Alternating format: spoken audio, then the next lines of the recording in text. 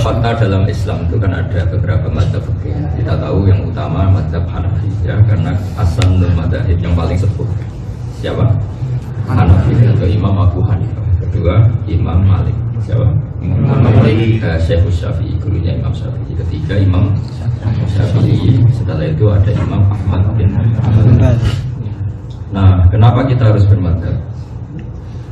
Bermadzhab itu artinya mengikuti panutan dalam satu ketetapan. Saya tadi menguraikan detail di mana tadi yang sudah berjalan Kimbo. Ini penting sekali supaya kamu tambah yakin. Kenapa harus bermadzhab? Karena kita kalau berdoa ihdinas siratal mustaqim siratal ladzina. Tentu Allah itu tidak makan, tidak minum, tidak tidur. Sehingga kita tidak tahu caranya niru minumnya Allah, Allah tidak minum. Sehingga ketika Allah mengharuskan kita mengikuti siratal mustaqim, bukan Allah menghentikan jalanku juga, tapi jalannya mereka. Karena bisa diikuti manusia ya manusia. Fa inna Allaha la yaqulu wa la yashrabu wa la makan dan minum. Sehingga kalau kita ingin minum niru siapa? Niru cara minumnya Rasulullah, yaitu materinya harus halal, tidak babi maksudnya. Cara makannya juga benar. Nah, niatnya juga. Sehingga untuk menuju kebenaran syaratnya apa? Mengikuti jalannya mereka yang telah engkau beri nikmat. Artinya harus bermadzhab, harus ada yang diikuti. Dan diikuti siapa yang harus diikuti? Orang yang telah engkau beri nikmat. Siratal ladzina an'amta itu fi'il madhi. Yang telah engkau beri nikmat. Jangan orang yang potensi dapat nikmatnya enggak jelas. Hanya orang yang punya otoritatif bermadzhab, orang yang pinter, yang soleh, yang bahkan ketika meninggal dalam keadaan husnul, yaitu imam kita, imam ahli sunnah.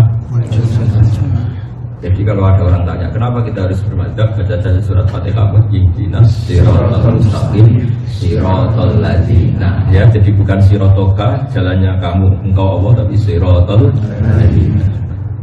Ngikuti ladzina an'amta alaihim sama juga ngikuti Allah. Sebab itu di Quran ada ayat mayyuti'ir rasulah faqad atau Allah. Yang taat pada Rasul pasti taat pada Allah. Bukan dibalik taat pada Allah. Karena kita tidak tahu caranya taat sama Allah tanpa ada Rasul. Jelas ya ini ya. Kenapa kita harus Tiba datang orang sekarang, jangan kita ikut-ikut ulama, langsung saja ke Quran dan Sunnah. Berarti dia membuat imam mazhab yang kelima dia. Mazhab itu jalan yang mengantarkan kita pada ibadah yang benar sesuai petunjuk Nabi SAW. Antum kalau tidak bermadzhab, bagaimana bisa berislam dengan baik? Jadi mazhab itu bukan kelompok, mazhab itu pilihan dalam mengamalkan ajaran-ajaran Nabi SAW. Misal begini, saya ingin kembali pada Al-Quran dan Sunnah. Pertanyaan saya, bagaimana cara antum mengambil Sunnah? Sunnah itu dari Nabi, antum pernah ketemu Nabi? Mimpi aja belum tentu ketemu Nabi. Nah, cara antum mengambil dari Nabi disebutkan oleh Nabi di hadis Ibnu Majah nomor hadis 233. Wa innal ulama'a warathatul anbiya, dan para ulama itu pewaris para nabi. Para ulama ketika mengajarkan kepada kita menyampaikan ajaran-ajaran dari Nabi.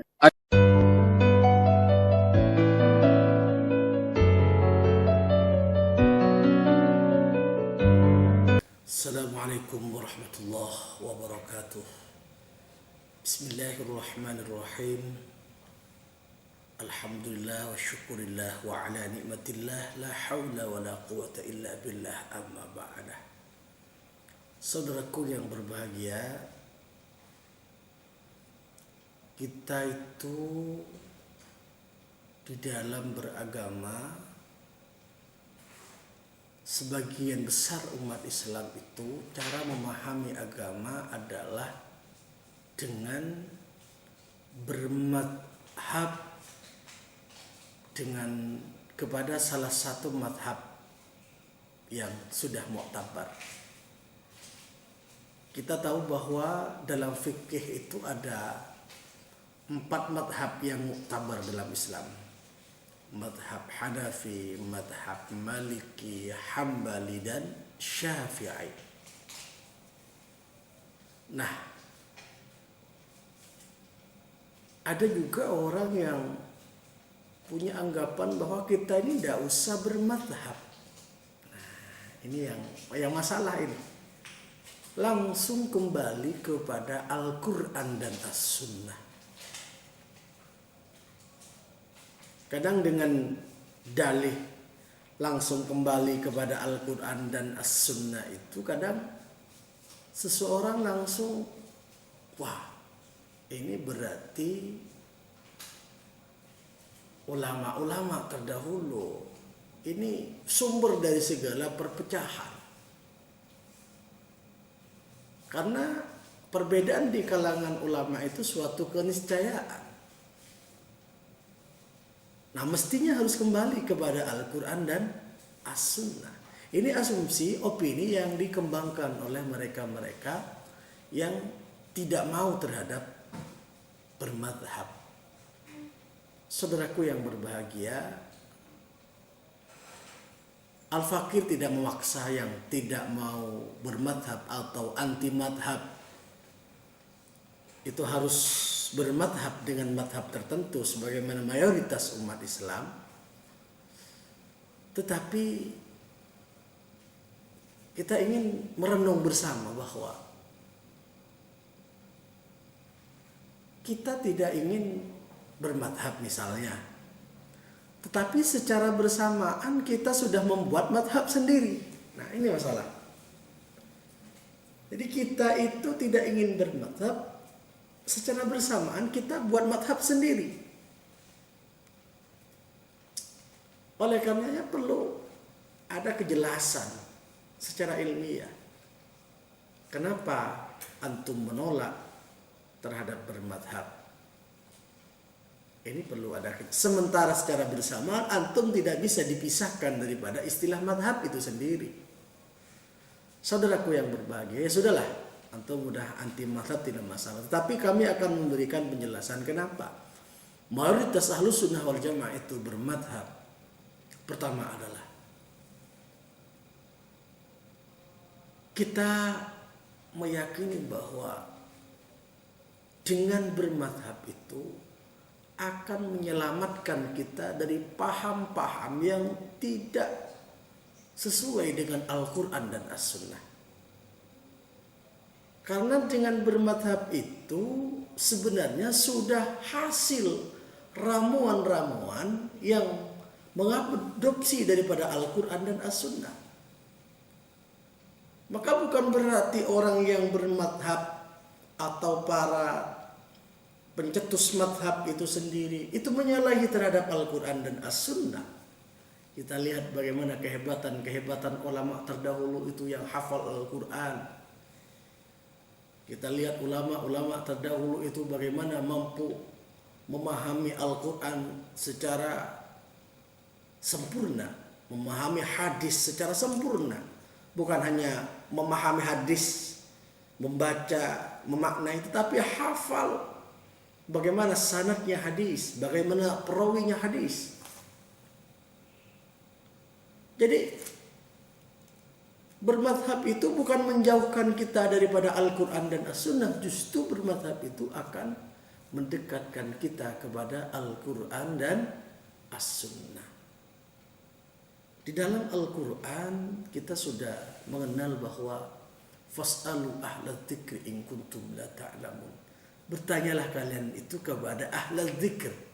Ahlul dzikr ini menurut para ahli tafsir adalah al-ulama.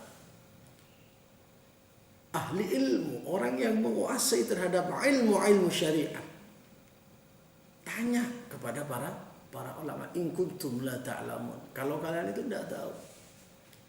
Nah, sekarang kan aneh, kembali kepada Al-Quran dan As-Sunnah, tetapi kerangka berfikir tetap tidak lepas daripada ulama-ulama sebelumnya. Nah, itu namanya bermadhab.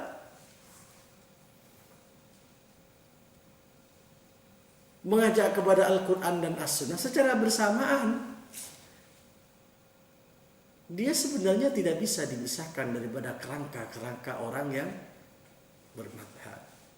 Oleh karenanya, saudaraku rahimakumullah, dimanapun Anda berada, maka bermadhab ini penting. Bermadhab fikih kepada salah satu imam yang 4 ini penting.